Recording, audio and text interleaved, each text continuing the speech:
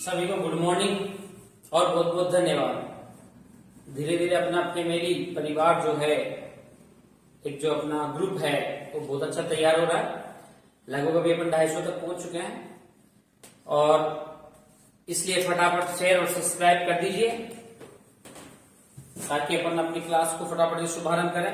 इसमें कंजूसी मत किया करो, जितने अधिक दोस्तों को हो जाए उतने अधिक दोस्तों को शेयर करिए, एडवाइस करिए, बातें करिए।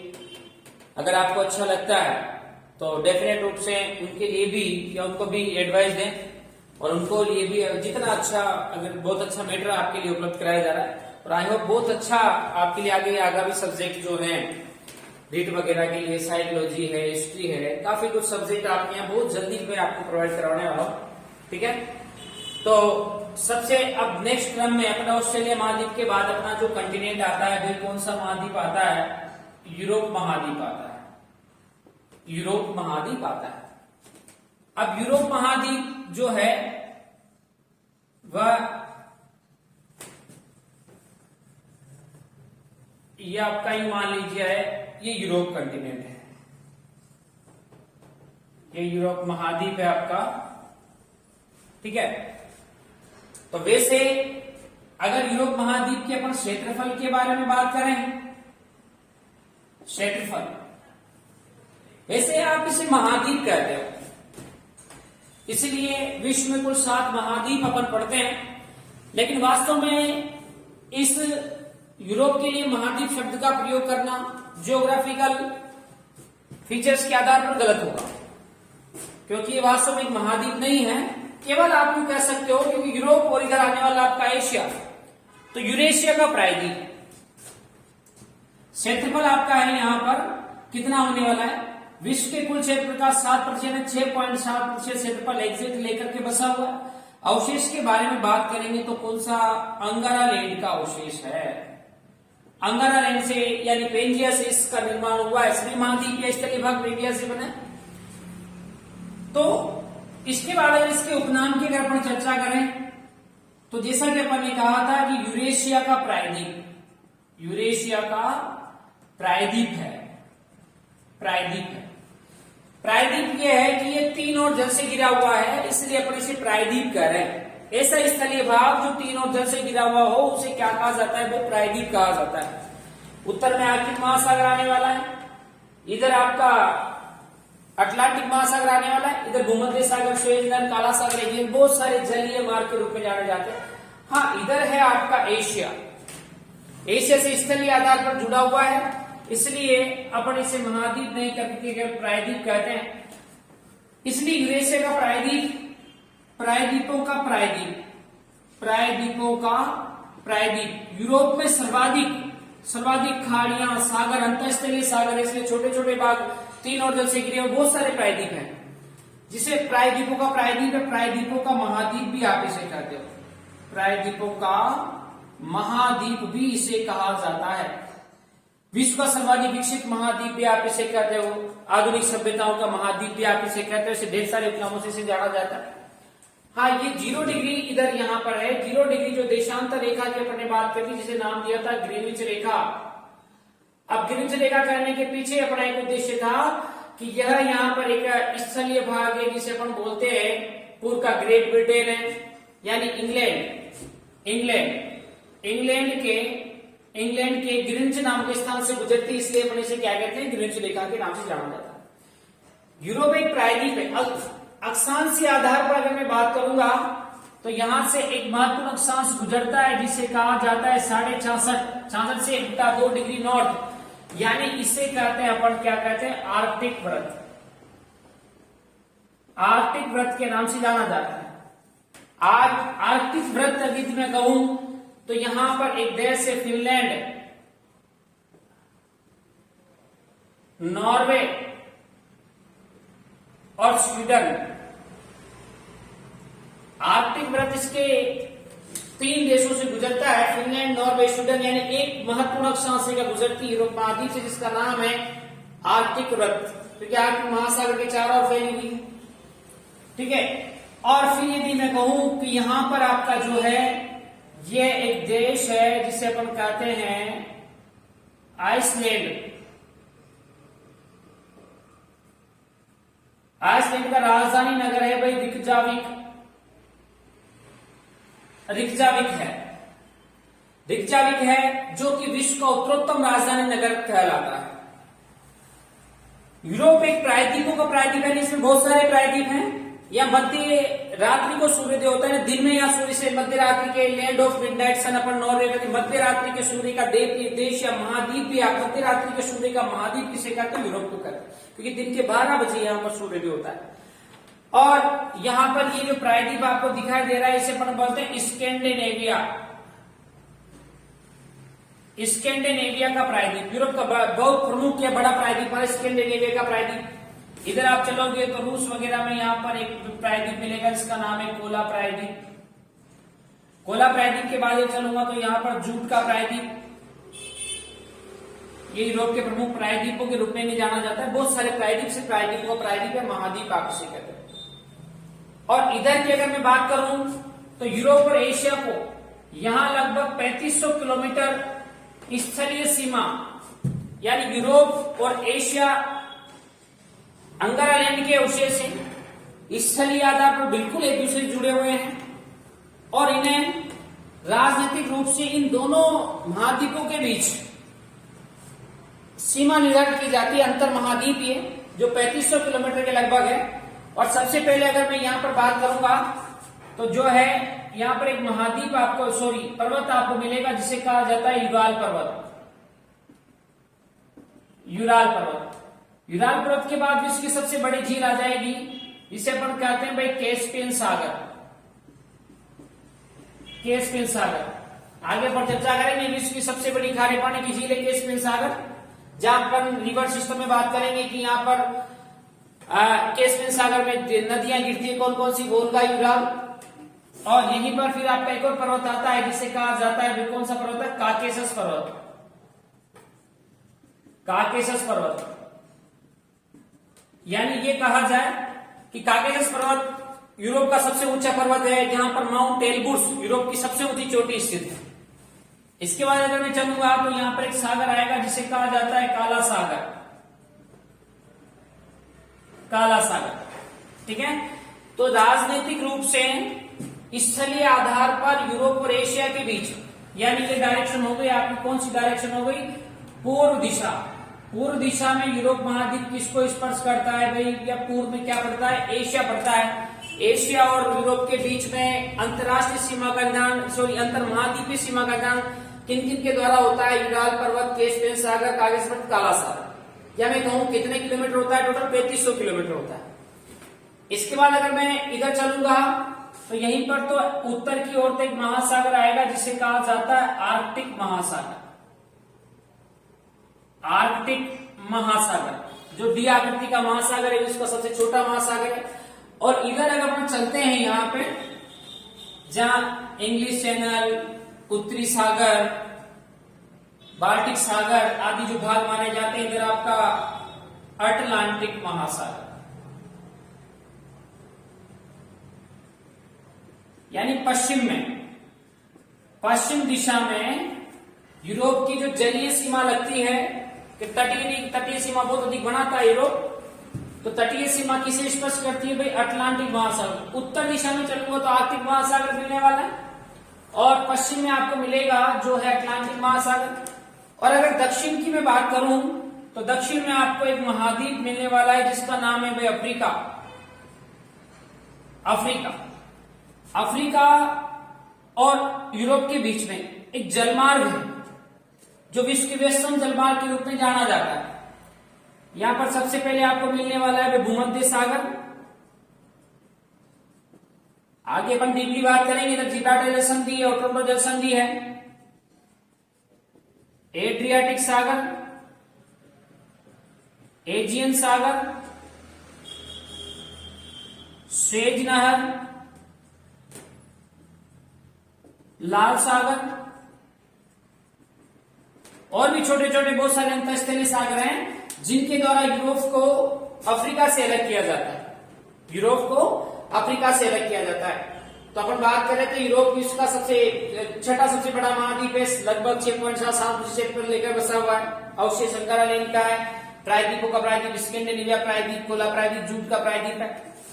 एशिया को यूरोप से अलग यूरोप के इसमें सागर कागज काला सागर करते हैं। इधर ये वाली चीजें करती है, जलीय भाग जलमार्ग के रूप में जाना जाता है। केवल एक महत्वपूर्ण अक्षांश गुजरता है आर्कटिक वृत्त, जिसे अपन फिनलैंड, नॉर्वे और स्वीडन से गुजरता है। आइसलैंड की राजधानी रिकजाविक है, जो कि आपके विश्व का उत्तरोत्तम राजधानी नगर के रूप में से जाना जाता है। 0 डिग्री देशांतर इसका ग्रीनिच रेखा इसके इंग्लैंड के ग्रीनिच नामक स्थान से गुजरती, इसलिए अपन इसे क्या कहते हैं, ग्रीनिच रेखा कहते हैं।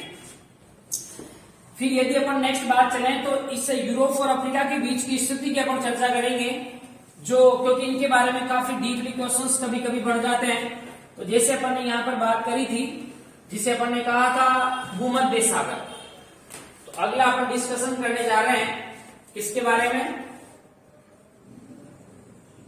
भूमध्य सागर के बारे में। भूमध्य सागर की अगर मैं चर्चा करूंगा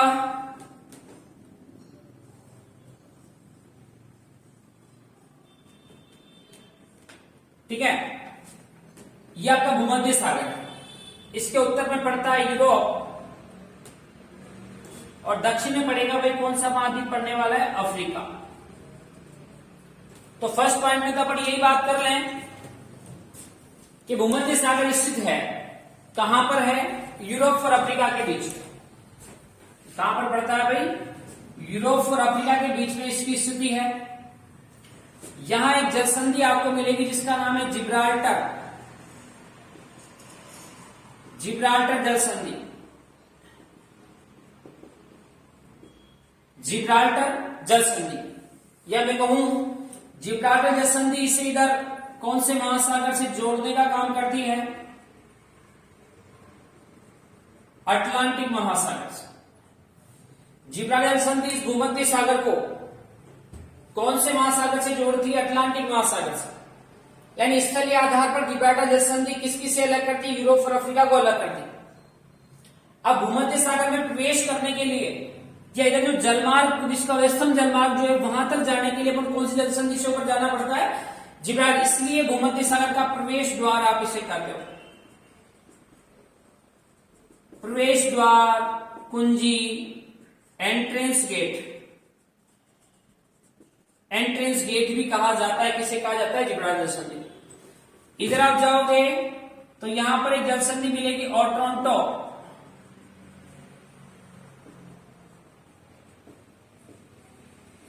ओट्रांटो जलसंधि।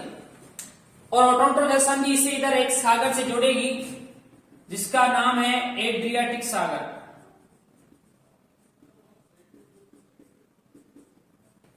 एड्रियाटिक सागर। यह एड्रियाटिक सागर को भूमध्य सागर से जोड़ती है। कौन सी जलसंधि, ओट्रांटो जलसंधि। यानी इसे आउटगेट, भूमध्य सागर का बाहरी द्वार, आउट गेट के रूप में जानी जाती है। कौन जलसंधि, ओट्रांटो जलसंधि। ठीक है, एक जलसंधि अपन यहां पर याद रखेंगे, ये इसके बड़े द्वीप आपको याद रखने हैं। यहां पर है एक द्वीप है सिसिली, सिसिली के बाद द्वीप आएगा सार्डिनिया,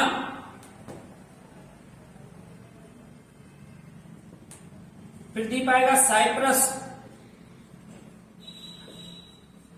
और फिर द्वीप आएगा आपके माल्टा। यानी मैं कहूं भूमध्य सागर में स्थित बड़े द्वीप कौन कौन से हैं, तो आपको जवाब है था सिसिली नंबर 1 सबसे बड़ा द्वीप है, सार्डिनिया है, साइप्रस और माल्टा द्वीप है। सिसिली द्वीप पर इटली का अधिकार है। सिसिली और सार्डिनिया द्वीप पर इटली यानी यूरोप महाद्वीप के देशों ने, कंट्री ने अधिकार कर रखा है। और इधर साइप्रस द्वीप पर एशिया का अधिकार है, सऊदी अरब, माल्टा द्वीप पर अफ्रीका का अधिकार है। तो यहां पर जो सबसे बड़ा द्वीप है, विश्व के बड़े द्वीप अपन पढ़ चुके हैं जिनका नाम है ग्रीनलैंड। सबसे बड़ा द्वीप आएगा भाई कौन सा आता है, ग्रीनलैंड आता है। दूसरा पपुआ न्यू गिनी आता है, तीसरा बोर्नियो आता है, चौथा मेडागास्कर आता है। ये अपन शायद ऑस्ट्रेलिया के साथ में लिखा चुका, विश्व के बड़े महाद्वीप अपन ने लिख लिए, एशिया, अफ्रीका, उत्तरी अमेरिका, दक्षिण अमेरिका, अंटार्कटिका, यूरोप और ऑस्ट्रेलिया। ये विश्व के बड़े द्वीप अपन को लर्न करना है विश्व के। अब यहां पर जो अपने सिसिली, सार्डिनिया, साइप्रस की जो बात की, ये बड़े द्वीप है, लेकिन किसके द्वीप है? भूमध्य सागर के बड़े द्वीप हैं। सिसिली सबसे बड़ा द्वीप सिसिली है। फिर यदि कहूं तो सिसिली द्वीप वो उत्तर में एक देश मिलेगा आपको यहां पर, इटली, जो यूरोप महाद्वीप में आता है। इन दोनों के बीच में एक जलसंधि जिसे कहा जाता है भाई मेसिना जलसंधि, मेसिना जलसंधि। तो अगर कहा जाए मेसिना जलसंधि स्थित है सिसिली द्वीप और इटली के बीच, कौन से सागर में? भूमध्य सागर। यहीं पर एक द्वीप पर, एटना द्वीप पर, विश्व का प्राचीनतम सक्रिय ज्वालामुखी है जिसका नाम क्या है? एटना। एटना काफी अच्छा क्वेश्चन है कि विश्व का प्राचीनतम भी है और कैसा है? सक्रिय। विश्व का प्राचीनतम सक्रिय ज्वालामुखी कौन सा है? एटना, जो कौन से सागर में पड़ता है? भूमध्य सागर में पड़ता है। इसके बाद अगर अपन बात करेंगे तो यहीं पर एक द्वीप है लापारी द्वीप, लापारी द्वीप।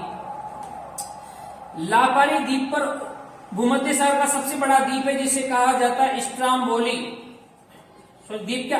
ज्वालामुखी है, स्ट्राम्बोली ज्वालामुखी। स्ट्राम्बोली इतना प्रसिद्ध और बड़ा ज्वालामुखी जिसका एक प्रकार भी होता है, ज्वालामुखी के प्रकार में आप पढ़ोगे कि स्ट्राम्बोली तुल्य। तो इससे निकलने वाले लावा के अंगारों के कारण पूरे ही भूमध्य सागर में प्रकाशमान रहता है, अर्थात जहाजों को रास्ता दिखाई देता है या जलयान जलपोतों को। इसलिए भूमध्य सागर का सनलाइट, प्रकाश स्तंभ या चिमनी किसे कहा जाता है? स्ट्राम्बोली ज्वालामुखी कहा जाता है। अब बहुत अच्छा क्वेश्चन क्या निकला अपना कि भूमध्य सागर में जो स्ट्राम्बोली ज्वालामुखी है वो कौन से द्वीप पर पड़ता है भाई? लापारी द्वीप पर पड़ता है। तो जिब्राल्टर जलसंधि, ओट्रोटो जलसंधि, बड़े द्वीप सिसिली, सार्डिनिया, साइप्रस, प्राचीनतम ज्वालामुखी एटना और भूमध्य सागर में स्ट्राम्बोली कौन से द्वीप पर है? ये आपको याद रखना है भाई, कौन से द्वीप पर पड़ता है? कौन से द्वीप पर पड़ेगा? लापारी द्वीप पर। इसी के आगे यूरोप और अफ्रीका के बीच वाली अगर कंडीशन अपन बात करें तो यहीं पर विश्व की व्यस्तम नहर है। विश्व की सबसे बड़ी नहर कौन सी है भाई? अरे विश्व की सबसे बड़ी नहर कौन सी है? अपन बात कर रहे हैं अभी किस नहर की बात कर रहे हैं? स्वेज नहर। स्वेज नहर विश्व की सबसे बड़ी नहर आएगी, सबसे लंबी नहर आएगी आईजीएन, इंदिरा गांधी नहर। और अभी हाल ही में ऐसा चर्चा में है कि इंदिरा गांधी नहर को पहली बार बंद किया जाएगा। देखें क्या होता है, किस कारण से अपन बात करें, करंट अफेयर्स में आपको बताया जाएगा। तो देखो स्वेज नहर क्या थी, जैसे अपन ने बात की यहां पर ये आपका यूरोप महाद्वीप है और ये आपका यहां पर एक प्रायद्वीप था, सिनाई प्रायद्वीप। अपने बहुत सारे प्रायद्वीप है यूरोप में। यूरोप को प्रायद्वीप का प्रायद्वीप महाद्वीप भी कहा जाता है। तो सिनाई प्रायद्वीप पर अधिकार था मिस्र, और ये पड़ता है अफ्रीका। तो जब स्थलीय भाग जुड़ा हुआ था तो यूरोपीय या अमेरिकन देशों में जलयान जलपोतों किए जाते थे कि अफ्रीका के बिल्कुल दक्षिण से होकर जाते थे, तो इसलिए रास्ता काफी लंबा हुआ करता था। तो हुआ यूं कि ये जो सिनाई प्रायद्वीप आपको दिखाई दे रहा है, सिनाई प्रायद्वीप जो है यह किसका अधिकार था? मिस्र का। ये सिनाई प्रायद्वीप। और विश्व में सर्वाधिक उपनिवेश जो थे वो ब्रिटेन के थे। तो इसलिए ब्रिटेन के द्वारा क्या किया गया है? जलमार्ग की लंबाई को घटाने के लिए, जलमार्ग की समस्या के समाधान के लिए सिनाई प्रायद्वीप को काट करके एक नहर बना दी गई जिसे नाम दिया गया स्वेज नहर। ठीक है। और स्वेज नहर के इधर तो आपको मुख्यतः मिलता है कौन सा सागर? भूमध्य सागर। इधर मिलता है लाल सागर और अदन की खाड़ी। आगे चलूंगा तो अकाबा की खाड़ी आ जाएगी, अकाबा की खाड़ी। यानी ब्रिटेन के द्वारा क्या किया गया? इस नहर का निर्माण करवाया और इसका प्रारूप तैयार किया गया था फर्डिनेंड डी लेसेप्स। 1869 में इस नहर का प्रारूप तैयार किया गया फर्डिनेंड डी लेसेप्स के द्वारा। तब ब्रिटेन ने इस नहर का निर्माण करवाया और यह नहर जो है वो टोटल कितने किलोमीटर है भाई? 162 किलोमीटर, जो कि आज विश्व की सबसे व्यस्तम नहर के रूप में जानी जाती है। यहाँ पर तो बंदरगाह पत्तन भी स्थापित किए गए जिसे अपने एक तो कहते हैं पोर्ट शहीद, और इधर एक बंदरगाह है जिसे कहा जाता है पोर्ट स्वेज। यानी मैं कहूं कौन से बंदरगाह को जोड़ती है? तो पोर्ट शहीद को पोर्ट स्वेज से जोड़ती। कौन से सागर को जोड़ती है? भूमध्य सागर को लाल सागर अदनी खाड़ी अकबा की खाड़ी से जोड़ती। किसको अलग करती है? तो वर्तमान रूप में यूरोप और इधर क्या है? अफ्रीका को अलग अलग करती है। इसके बाद क्या किया गया? 1956 में इस नहर का क्या कर दिया गया? राष्ट्रीयकरण कर दिया गया। अर्थात मैं आपसे बात करूं, राष्ट्र को समर्पित करने सभी देश या स्वतंत्र रूप से जलयान जलपोत निकाल सकते हैं, जलमार्ग का प्रयोग कर सकते हैं। तो इस प्रकार स्वेज नहर सिनाई प्रायद्वीप पर है, जिसमें किसका अधिकार था? मिस्र एंड अफ्रीका का अधिकार था। कौन से बंदरगाह को जोड़ती है? पोर्ट सईद को पोर्ट सईद से जोड़ती है। कितने किलोमीटर? 162 किलोमीटर है। कौन सागर को जोड़ती है? भूमध्य सागर, लाल सागर, अकबा की खाड़ी जोड़ती है। कौन कौन से महाद्वीपों को अलग करती है? यूरोप और अफ्रीका को। काफी इंपोर्टेंट। राष्ट्रीयकरण कब किया गया? 1956 में किया गया। ठीक, जैसा कि यूरोप और अफ्रीका के बीच की स्थिति को आगे बढ़ाते हुए अपन बात करते हैं कि भूमध्य सागर, स्वेज नहर, लाल सागर, इन्हीं के बीच में कुछ और जल संधियां हैं जिनको अपन को लर्न करना है। ये आपके आने वाली हुई यूरोप और अफ्रीका के बीच वाली कंडीशन है। तो यहीं पर कुछ दो जल संधियां हैं या कुछ सागर हैं। जैसे पहले अपन बात करते हैं भाई एजियन सागर। एजियन सागर, एजियन सागर। एजियन सागर के बाद आपका आने वाला है मारमरा सागर। मारमरा सागर, और मारमरा सागर के बाद यदि मैं कहूं तो आगे आएगा भाई कौन सा सागर? काला सागर। काला सागर, ठीक है। अब ये तीन जो सागर हैं इनको आपस में जोड़ा गया है, जल संधि आपस में जोड़ती है। या इधर अपन बात करें यूरोप है और दक्षिण में आपका महाद्वीप पड़ता है भाई अफ्रीका। यूरोप और अफ्रीका दोनों को अलग करने का काम करती है ये जो जलीय भाग है, अर्थात जलमार्ग के रूप में प्रयोग में लाया जाता है। यहां पर एक जल संधि है जिसे कहा जाता है बासफरस जल संधि। बासफरस जल संधि, यानी ये कहा जाए कि बासफरस जल संधि एजियन सागर को मारमरा सागर से तो जोड़ती है और स्थलीय आधार पर यूरोप और अफ्रीका के बीच स्थितियां अलग अलग करती है। इसके बाद अपन देखें तो यहीं पर आपकी जल संधि आने वाली है डर्डीनेल्स। डर्डीनेल्स जल संधि। तो डर्डीनेल्स जल संधि जो है यह मारमरा सागर को काला सागर से जोड़ती है और यूरोप को अफ्रीका से अलग करती है। ठीक है, इसके बाद अपन थोड़ा सा यूरोप के उत्तरी भागों में चलते हैं।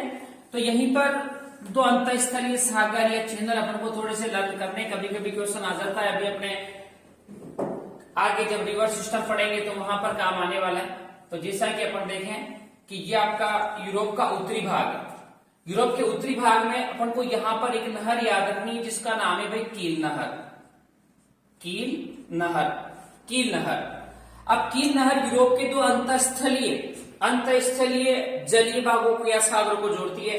इसे आंतरिक भाग में यहां पर आपको सागर मिलेगा बाल्टिक सागर।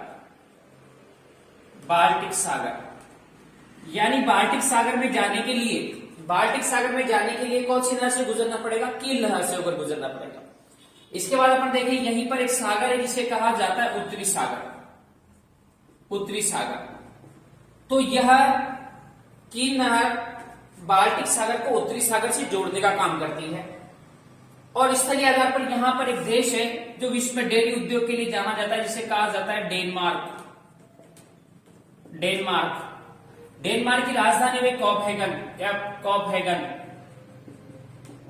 और कोपहेगन को बाल्टिक सागर की क्या कहा जाता है भाई? कुंजी कहा जाता है। बाल्टिक सागर की कुंजी किसे कहते हैं? अपन कोपहेगन को कहते हैं। इसके बाद इधर अपन चले तो यहीं पर एक कंट्री आएगा जिसका नाम है फ्रांस।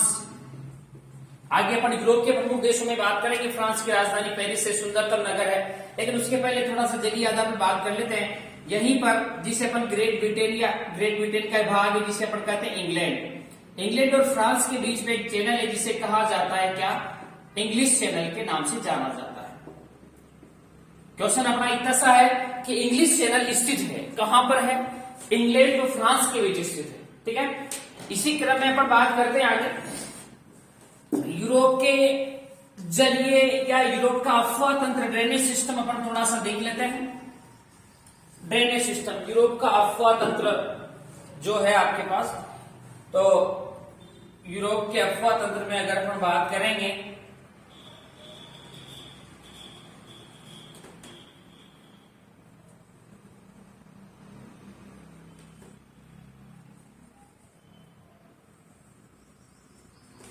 ड्रेनेज सिस्टम यूरोप का अफवाह तंत्र, तो देखो यूरोप एक जो महाद्वीप है, यूरोप जो महाद्वीप है, इस महाद्वीप ये 3 और जल से घिरा हुआ है। अतः इसके अफवाह तंत्र को अपना अलग अलग भागों में, इधर आपका आर्कटिक प्रवाह आएगा, इधर आपके अटलांटिक प्रवाह आने वाला है, और इधर भूमध्य सागर, काला सागर, कैस्पियन सागर में गिरने वाले थे। यानी अंतिम मुहाने के आधार पर यूरोप की नदियों को अलग अलग भागों में पढ़ा जाता है। और जैसे इधर आपका महासागर है, भाई कौन सा महासागर है? आर्कटिक महासागर, जो डी आकृति का महासागर है, विश्व का सबसे छोटा महासागर माना जाता है ना।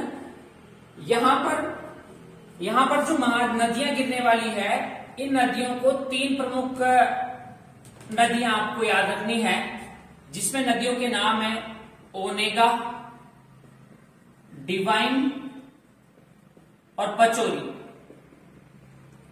ओनेगा, डिवाइन, पचोरी, यह वह नदियां हैं जिनका उद्गम यूरोप महाद्वीप से होता है, और यह यूरोप के उत्तरी भागों में बहती हुई आर्कटिक महासागर में जाकर गिर जाती है। अब यदि अपन देखें कि क्योंकि यह आपके यहां से वर्त गुजरता है, जिसे महत्वपूर्ण अक्षांश के रूप में अपन ने बात करी थी 66 सही 1/2 डिग्री नॉर्थ, जिसे अपन बोलते हैं भाई कौन सी? आर्कटिक व्रत। आर्कटिक व्रत के नाम से जाना जाता है ना, आर्कटिक व्रत के नाम से जाना जाता है। और यह नदियां आर्कटिक व्रत को काटती हैं। या अपन यूं कहें कि जब भी गिरेगी तो उच्च अक्षांशों पर इनका जल निम्न अक्षांशों से उच्च अक्षांशों की ओर जाता है, अतः 66.5 डिग्री के बाद जाने पर इनका टेम्परेचर या वहां का क्लाइमेट जो है काफी ठंडा हो जाता है। तो इसलिए इनके अंतिम मुहाने इनके हमेशा, है ना, अंतिम मुहाने इनके हमेशा बर्फ से ढके रहते हैं। ठीक है, तो ये वाली बात अपन को यहाँ ध्यान रखनी। इसके बाद अगर अटलांटिक प्रवाह की बात करें, तो अटलांटिक प्रवाह के लिए अपन ने यहाँ पर बात करी थी। अब एक सागर था जिसे कील नहर के द्वारा इस बाल्टिक सागर से जोड़ा गया है, जिसे अपन कहते हैं क्या? उत्तरी सागर। इधर अपन बात करेंगे कौन सा महासागर आ रहा है? अटलांटिक, यानी अपन कह सकते हैं अटलांटिक प्रवाह, अटलांटिक महासागर, अटलांटिक प्रवाह, है ना। अटलांटिक प्रवाह के अंतर्गत यदि अपन बात की जाए तो अटलांटिक प्रवाह में मुख्यतः आकाश पर्वतों से निकलने वाली एक नदी है, जिसका नाम है क्या है भाई? राइन। राइन नदी, राइन नदी। राइन के बाद यहां पर एक और नदी निकलती है जिसे कहा जाता है बेजर, और एक और नदी की निकलती है जिसे कहा जाता है क्या? एल्ब। तो यानी 3 प्रमुख नदियां हैं जिनका जल किधर जाता है भाई? उत्तरी सागर में जाता है। ये उत्तरी सागर को जल ले जाती है।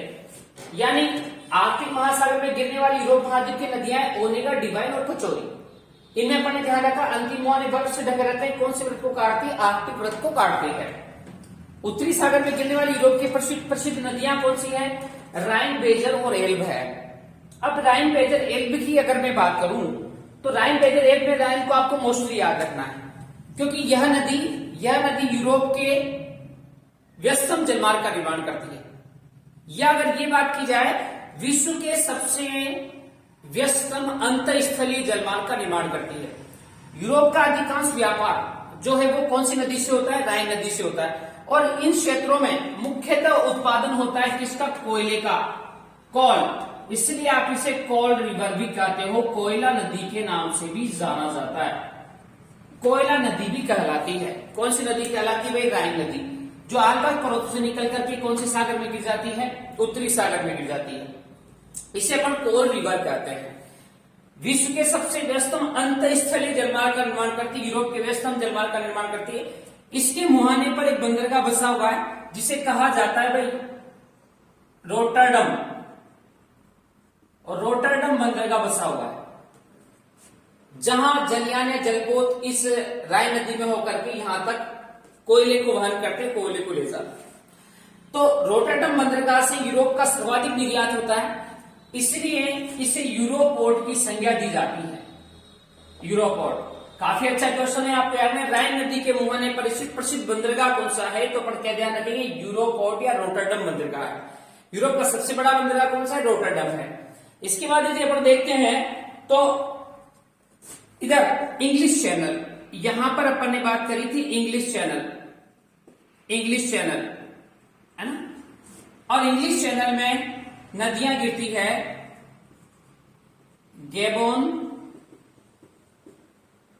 लायर और सीन, गेबोन, लायर और सीन नदियां। ठीक है, वापस अपन चलें। आर्कटिक महासागर में गिरने वाली नदियां ओनेगा, डिवाइन, पचोरी है। उत्तरी सागर में गिरने वाली नदियां अटलांटिक प्रवाह को अपन दो भागों में बांटेंगे, इंग्लिश चैनल में गिरने वाली और आपके उत्तरी सागर में गिरने वाली। राइन, वेजर, एल्ब ये नदियां उत्तरी सागर में गिरती है। इंग्लिश चैनल में गिरने वाली नदियां गेबोन, लायर और सीन है। इसके बाद यदि आप आगे चलते हो तो यहीं पर आपके पास एक सागर अपन ने पढ़ा था जिसका नाम था क्या? भूमध्य सागर, भूमध्य सागर। अब भूमध्य सागर में गिरने वाली नदियां हैं कौन कौन सी? भूमध्य सागर में गिरने वाली प्रसिद्ध नदियां कौन कौन सी है? एक तो नदी गिरती है रोन, और जिसे पो नदी यानी इटली की गंगा के रूप में जाने जाने वाली प्रसिद्ध नदी कौन सी है? पो नदी है। क्या इटली की गंगा किसे कहा जाता है? पो नदी को कहा जाता है, क्योंकि इटली एक कृषि प्रधान देश है जिसे अपन यूरोप का भारत कहते हैं। जैसे भारत एक कृषि प्रधान देश है, उसी प्रकार से इटली में भी सर्वाधिक कृषि की जाती है, इसलिए यूरोप का भारत कहलाता है। और वहां का जो कृषि का जो डिपेंडेंसी या कृषि का जो मुख्यतः आधार है वो कौन सी नदी को माना जाता है? पो नदी को, इसलिए इसे क्या कहते हैं? अपन इटली की गंगा कहते हैं। ठीक है, फिर अपन बात करें, यहीं पर आपका सागर आता है काला सागर, काला सागर। काला सागर जो है वह स्थलीय आधार पर यूरोप व एशिया के बीच स्थित है। काला सागर में गिरने वाली प्रसिद्ध नदियां हैं, 4 रिवर्स के नाम आपको याद रखना है भाई, जिसका नाम है, एक का नाम डेन्यूब, डॉन, नीपर और निस्टर। डेन्यूब, डॉन, नीपर, निस्टर, ये 4 नदियां जो है वो कौन से सागर में गिरती है? काला सागर में गिरती है। अब इसमें भी अपन एक रिवर के बारे में विशेष ध्यान रखें। यूरोप की सर्वाधिक महत्वपूर्ण नदी है डेन्यूब। इस नदी के किनारे 10 देशों से गुजरती है। 10 देश और 5 राजधानी नगर स्थित है।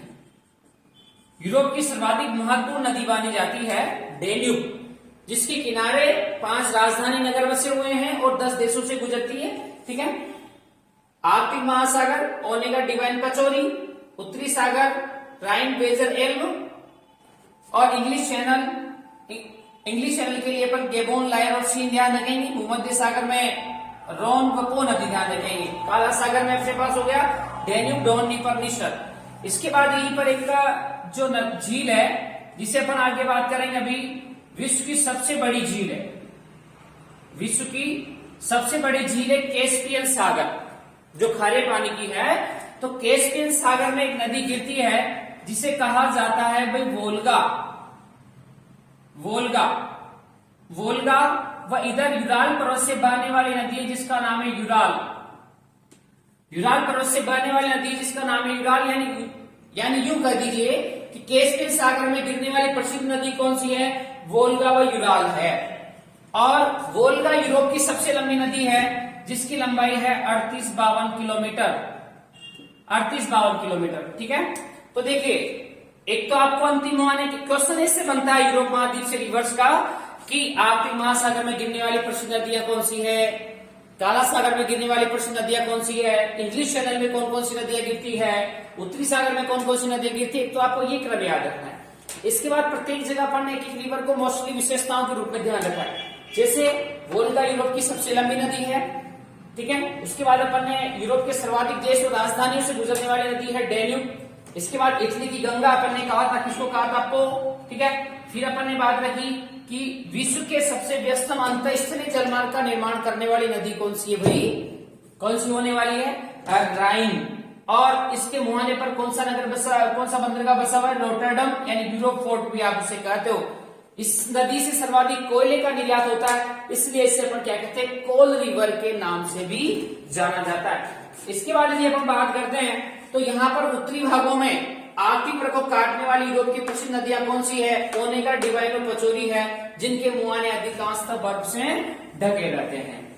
चलिएगा फिर अपन आगे बात कर लेते हैं यूरोप के प्रसिद्ध जनसंख्या अक्षांश या यूरोप के सर्वाधिक औद्योगिक नगर या शहर कौन कौन से क्षेत्रों में बसे हुए हैं, और इनकी तरीके से अगर अपन बात करें तो फिर ये आपके हो जाएगा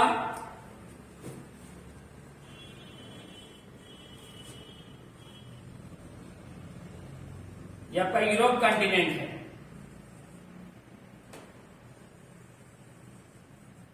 ठीक है, इसमें आपको मोस्टली ध्यान रखना है, एक तो 50 डिग्री अक्षांश, 50 डिग्री अक्षांश, 50 डिग्री नॉर्थ। अब चूंकि यूरोप की जो सर्वाधिक कोयले की खाने हैं, क्योंकि विश्व में कुल कोयले का लगभग 1/3 भाग, 1/3 भाग इकल्ले कौन से महाद्वीप से उत्पादित होता है भाई? यानी यूरोप महाद्वीप उत्पादित करता है, या यूरोप के देशों से उत्पादित किया जाता है। और यूरोप में भी मुख्यतः जर्मनी का एक क्षेत्र है जिसे कहा जाता है रूहर प्रदेश, रूहर प्रदेश के नाम से जाना जाता है, जो विश्व का सबसे बड़ा या प्रसिद्ध कोयला क्षेत्र है रूहर प्रदेश। इसलिए 50 डिग्री अक्षांश यानी उत्तरी अक्षांश को अपन कोयला अक्षांश के नाम से भी जानते हैं। अब हुआ यूं कि जब यहाँ पर कोयला यानी औद्योगिक विकास हुआ है, यूरोप की सर्वाधिक जनसंख्या यहाँ पर निवास करती है, तो इन्हीं अक्षांशों के बीच में यूरोप की सर्वाधिक जनसंख्या निवास करती है, 40 से 60 डिग्री अक्षांशों के बीच। इसलिए आप इसे यूरोप का जनसंख्या अक्षांश भी कहते हो। यूरोप के सर्वाधिक औद्योगिक नगर, यूरोप की सर्वाधिक आबादी, वैसे यूरोप सर्वाधिक जनघनत्व वाला महाद्वीप है, तो यहाँ पर सर्वाधिक जनघनत्व जो पाया गया, यूरोप की सर्वाधिक आबादी जो निवास करती है 40 से 60 डिग्री अक्षांश यानी उत्तरी नॉर्थ अक्षांशों के बीच में निवास करती है। इसलिए आप इन्हें यूरोप का जनसंख्या अक्षांश कहते हो। ध्यान देना, कोयला अक्षांश 50 डिग्री है, जनसंख्या अक्षांश 40 से 60 डिग्री अक्षांश है। इन्हीं क्षेत्रों में अब चूंकि ये कटिबंध आता है भाई उपोष्ण, और मुख्यतः यहाँ पर कटिबंध लगता है शीतोष्ण। उपोष्ण या शीतोष्ण कटिबंध वाला एरिया, क्योंकि जिसे आप कर्क रेखा को पार करोगे तो उपोष्ण तो शीतोष्ण कटिबंध होता हुआ शीत कटिबंध तक चला जाता है। इसलिए यूरोप के उत्तरी भागों में तो प्राय बर्फ जमी रहती है, ब्लिजर्ड हवाएं चलती है, बर्फीली हवाएं चलती है। तो इन्हीं क्षेत्रों में उपोष्ण व शीतोष्ण कटिबंध घास के मैदान पाए जाते हैं।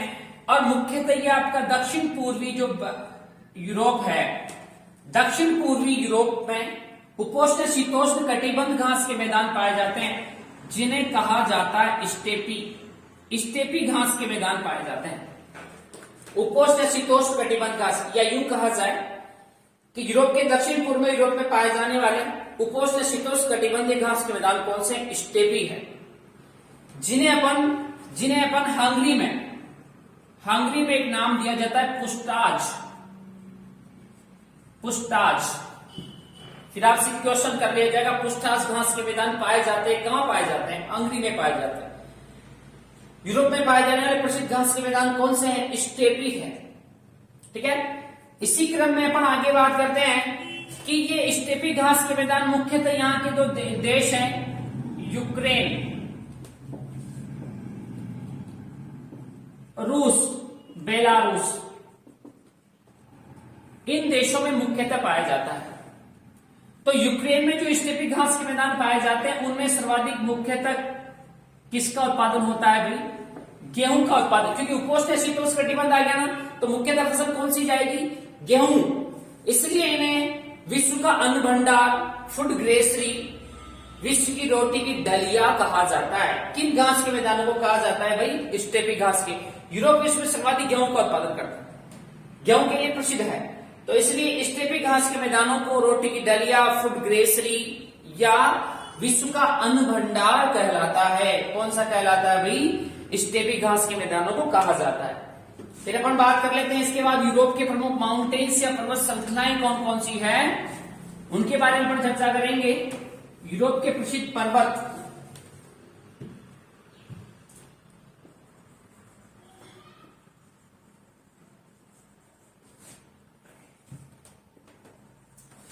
तो देखिए जैसा कि अपन ने पहले बात करी थी, यहां पर एक रिवर अपन ने पढ़ी है, यहां पर अपन ने एक रिवर पढ़ी है अभी, कैस्पियन सागर में गिरने वाली नदी थी जिसका नाम था यूराल।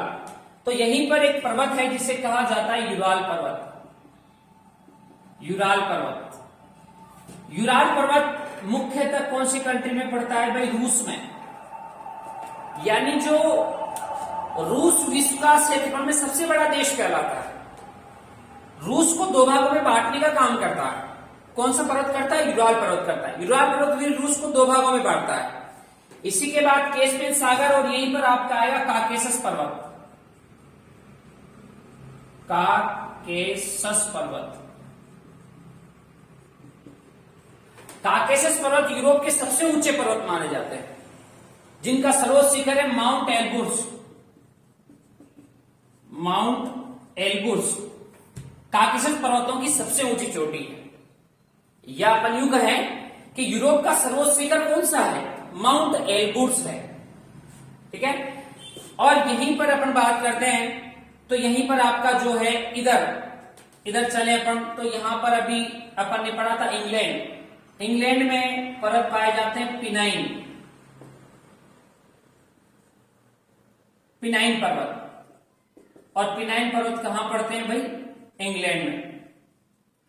यहां पर एक कंट्री है फ्रांस, फ्रांस में पड़ेगा जूरा पर्वत। इधर फ्रांस व इटली, इधर एक देश आएगा आपका जिसका नाम है इटली। इटली में पड़ता है एपिनाइन पर्वत। एपिनाइन पर्वत इटली। एपिनाइन पर्वत कहां पड़ता है, तो इटली में पड़ता है। और इटली और फ्रांस व इटली की सीमा पर यहीं पर जहां से राइन नदी उद्गम होती है, वहीं पर आपका एक पर्वत है जिसे कहा जाता है आल्प्स पर्वत, जिसका सर्वोच्च शिखर है माउंट ब्लांक। आल्प्स पर्वत सर्वोच्च शिखर माउंट ब्लांक है। आल्प्स पर्वत सर्वोच्च शिखर कौन सा है, माउंट ब्लांक है। और फिर यदि अपन बात करें तो इटली की राजधानी रोम को 7 पहाड़ियों का देश का कैपिटोलिन पर्वत, रोम को 7 पहाड़ियों का देश कहा जाता है। तो 7 पहाड़ियों में के देश में या 7 पहाड़ियों में सर्वोच्च शिखर कौन सा है, कैपिटोलिन है। या सबसे ऊंचा पर्वत कौन सा है, कैपिटोलिन पर्वत है। तो यूरोप के पर्वतों में अपन वापस आते हैं। यूराल पर्वत रूस में स्थित, रूस को 2 भागों में बांटता है। यूरोप के सबसे ऊंचे पर्वत है काकेशस पर्वत। काकेशस पर्वतों में यूरोप का सर्वोच्च शिखर है कौन सा है, माउंट एल्ब्रुस है। इसके बाद उस कंट्री के आधार पर अपन बात करेंगे। पिनाइन पर्वत इंग्लैंड में पाए जाते हैं, जूरा पर्वत फ्रांस में पाए जाते हैं, आल्प्स पर्वत फ्रांस व इटली की सीमा पर है, जिन्हें अपन ये कहते हैं कि आल्प्स इटली की सीमा पर पड़ते हैं। और इनका सर्वोच्च शिखर कौन सा है, माउंट ब्लांक है। अब इटली की राजधानी रोम में 7 पहाड़ियों या रोम को 7 पहाड़ियों का देश कहा जाता है। 7 पहाड़ियों में सबसे बड़ी सबसे सर्वोच्च पहाड़ी या सबसे ऊंचा पर्वत है कैपिटोलिन पर्वत। ठीक है, थैंक यू।